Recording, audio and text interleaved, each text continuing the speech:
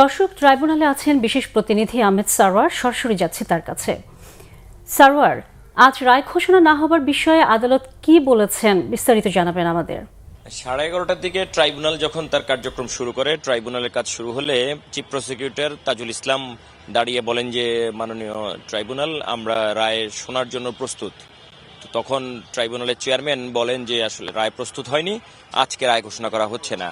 তখন পরবর্তী তারিখ 26 জানুয়ারি ঠিক করেছেন।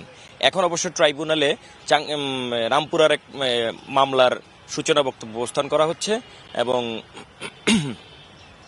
সাক্ষ্য গ্রহণ শুরু হবে সেই মামলায়। আপনি জানেন যে এর আগেও রায় ঘোষণা না হওয়ার কারণে এটা যে পিছিয়েছে এটাই নতুন না, মাঝে মাঝে এরকম হয়। আমরা যদি স্মরণ করতে পারি, যেমন 71 মানবতা বিরোধী অপরাধের যে মামলায় ট্রাইব্যুনালেই মতিউর রহমান নিজামীর বিরুদ্ধে যে মামলার রায়ের জন্য ঘোষণার জন্য ধার্য ছিল, সেদিন সকালে সবকিছু প্রস্তুত ছিল, কিন্তু মতিউর রহমান নিজামী অসুস্থ থাকায় তাকে আদালতে আনা যায়নি।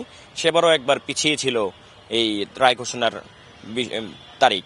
তো দেখা যাক, আজকে যেহেতু ট্রাইব্যুনাল বলেছে মামলার প্রস্তুত করা হয়নি, হয়তো যেহেতু 26 তারিখ দিয়েছেন, আমরা আশা করছি 26 তারিখে পুরোপুরি প্রস্তুত হবে রায় ঘোষণার জন্য, সেদিন আবার রায় শোনা যাবে। সারওয়ার, ধন্যবাদ আপনাকে।